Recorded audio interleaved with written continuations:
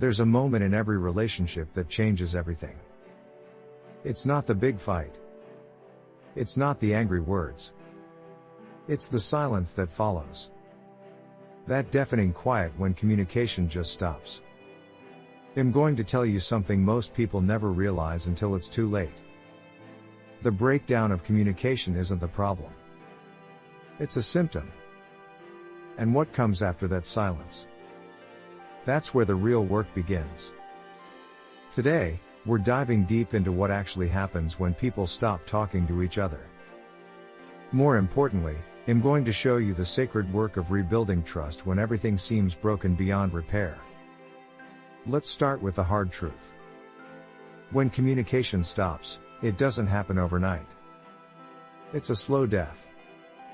First, conversations become shorter. Then they become superficial. You talk about the weather, the bills, what's for dinner. But you stop talking about what matters. You stop sharing your fears, your dreams, your frustrations, the things that make you vulnerable. And here's why this is so dangerous. Without vulnerability, there's no real connection. You're just two people living parallel lives under the same roof. Think about it. When was the last time you had a real conversation with someone important to you? Not small talk. Not logistics. But a genuine, soul-bearing conversation where you shared something that scared you to say out loud. Most people can't remember. And that's the problem. We've normalized surface-level interactions. We've convinced ourselves that keeping the peace is more important than being honest. But peace without truth isn't peace at all. It's just delayed conflict. Now let's talk about what happens in that silence. The space between people grows. Not physically, but emotionally. You start making assumptions about what the other person thinks or feels. You fill in the blanks with your own fears and insecurities. She didn't text back for 3 hours. She must be mad at me. He came home late without calling. He must not care anymore. These stories we tell ourselves become our reality. Even when they're completely wrong. This is where resentment builds. Brick by brick. Day by day. Until there's a wall so high between you that you can't even see each other anymore. And the tragic part? Both people are often suffering in silence, each thinking the other doesn't care. But here's where it gets interesting. The breakdown of communication reveals something profound about human nature. We're terrified of conflict. We'd rather suffer in silence than risk making things worse. We convince ourselves that not talking about problems makes them go away. Spoiler alert. It doesn't. Problems don't disappear when you ignore them. They grow. They fester. They multiply. Like mold in a dark corner, they spread until they contaminate everything. So what actually happens when communication stops? Trust begins to erode. And trust is the foundation of every meaningful relationship. Without it, you have nothing. You can't build intimacy on suspicion. You can't create safety in an environment of doubt. Let me give you a real example. Sarah and Tom had been married for 12 years.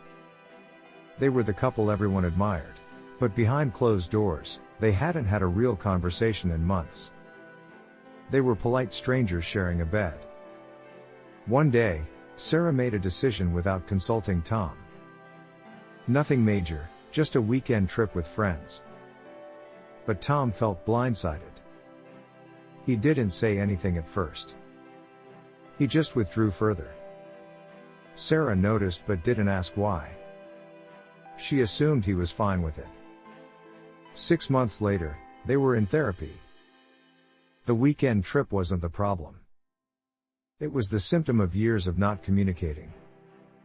Years of assuming instead of asking. Years of silence instead of honesty. This brings us to the sacred work of rebuilding trust. And I call it sacred because it requires something most people aren't willing to give. Complete vulnerability. Total honesty. Uncomfortable conversations. The first step is acknowledging the breakdown. You can't fix what you won't admit is broken. This means sitting down and saying the hard thing. Our communication has stopped. We're not connecting anymore. I miss you. Those 3 words are powerful. I miss you. Not I miss what we had. Not I miss the old you. Just I miss you. Present tense. Because the person is still there. The connection is still possible. It just needs work. The second step is creating safety. This is crucial. If someone doesn't feel safe to speak their truth, they won't. Safety means no interrupting. No defending. No attacking. Just listening with the intent to understand, not to respond. Here's what that looks like in practice. You sit down together. You agree that for the next 30 minutes, one person talks and the other just listens. No rebuttals. No explanations. Just pure, undivided attention. Then you switch. The listener becomes the speaker. And here's the key. You don't respond to what was said. You simply share your own experience. Your own feelings. Your own truth. This process breaks the cycle of defensive communication. When you're not trying to win an argument, you can actually hear each other. When you're not protecting yourself, you can be present for someone else's pain. The third step is consistency. Rebuilding trust isn't a one-time conversation. It's a daily practice. It's choosing to show up even when it's hard. Especially when it's hard. You might be wondering how long this takes. The honest answer? It depends on how deep the damage goes. Some relationships can heal in weeks. Others take years. But here's what I know for certain. It's always worth trying. Because the alternative is living with regret. Wondering what could have been if you had just been brave enough to start the conversation. If you had just been honest about how you felt. Let's talk about the obstacles you'll face. The biggest one is fear. Fear of rejection. Fear of conflict. Fear of discovering that the gap is too wide to bridge.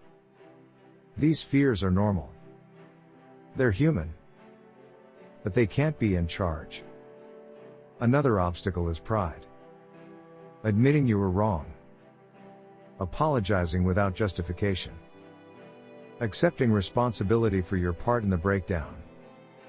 This requires humility. And humility is hard when you're hurt. But here's the truth about pride. It keeps you warm at night, but it makes for a lonely bed. You can be right, or you can be connected. Most of the time, you can't be both. The fourth step in rebuilding trust is making and keeping small promises. Don't try to fix everything at once. Start small. Promise to check in every evening. Promise to put your phone away during dinner. Promise to say good morning with a real smile. Then keep those promises. Every single day. Because trust is rebuilt through consistent action, not grand gestures. It's the daily choice to show up that heals wounds, not the occasional romantic weekend. Now let's address something important. Sometimes communication breaks down because the relationship is toxic. If Terry's abuse, manipulation, or consistent disrespect, rebuilding trust might not be the answer. Sometimes the sacred work is learning to walk away. But in most cases, relationships struggle because people forget how to talk to each other. They forget that the person they're with is on their team, not their enemy. They forget that conflict can be healthy when it's handled with care. The fifth step is forgiveness. Real forgiveness. Not the kind where you say the words but hold on to resentment. The kind where you actually let go of what happened and choose to move forward. Forgiveness doesn't mean forgetting. It doesn't mean pretending the hurt didn't happen. It means deciding that the relationship is more important than being right about how you were wronged. This is perhaps the hardest part of rebuilding trust. Because forgiveness requires grieving. You have to mourn the relationship you thought you had. The person you thought they were. The future you imagined. Only after that grief can you build something new. Something real. Something based on who you both actually are, not who you wished each other to be. Let me share another example. David and Maria stopped communicating after their son left for college. For 20 years, parenting had been their connection point. Without it, they realized they didn't know how to talk to each other anymore. Instead of giving up, they started dating again. Not each other initially, but themselves. David joined a book club. Maria started painting. They developed individual interests. Then they brought those interests back to the relationship. Suddenly they had things to talk about. David would share insights from his latest read. Maria would describe the challenge of capturing light on canvas. They became interesting to each other again. This teaches us something vital. Sometimes rebuilding communication means rebuilding yourself first. You can't share an empty cup. You need to fill your own life with meaning before you can meaningfully connect with someone else. The sixth step is patience. Healing takes time. There will be setbacks. Days when old patterns resurface. Moments when you want to give up. This is normal. Progress isn't linear. What matters is that you keep choosing to try. Keep choosing honesty over comfort. Keep choosing connection over being right. Keep choosing love over pride. Here's something most people don't realize. The breakdown of communication is often a gift in disguise. It forces you to examine what's not working. It creates an opportunity to build something stronger than what you had before. Because relationships that never face challenges never develop depth. It's the struggle that creates strength. It's the repair that creates resilience. It's the choice to stay when leaving would be easier that creates unshakable bonds. So what happens when communication stops? Everything hangs in the balance. You can let silence win. You can let assumptions and resentment build until there's nothing left to save. Or you can do the sacred work. You can choose vulnerability over self-protection. You can choose honesty over peacekeeping. You can choose to fight for connection instead of fighting to be right. The truth is, every relationship worth having will face moments when communication breaks down. The question isn't if it will happen. The question is what you'll do when it does. Will you run? Will you hide? Will you build walls and convince yourself you're better off alone? Or will you stay? Will you speak your truth even when your voice shakes? Will you listen even when it hurts? The sacred work of rebuilding trust isn't easy. It requires courage you didn't know you had. It demands honesty that feels terrifying. It asks you to show up day after day, even when you don't see immediate results. But here's what I promise you. On the other side of that work is something beautiful. A relationship built on truth instead of illusion. Connection forged through struggle instead of convenience. Love that's chosen daily instead of assumed. So if you're in that silence right now, if communication has broken down in your relationship, know this. It's not over. Not unless you decide it is. The path forward exists. It's just waiting for you to take the first brave step. Start with 3 words. We need to talk.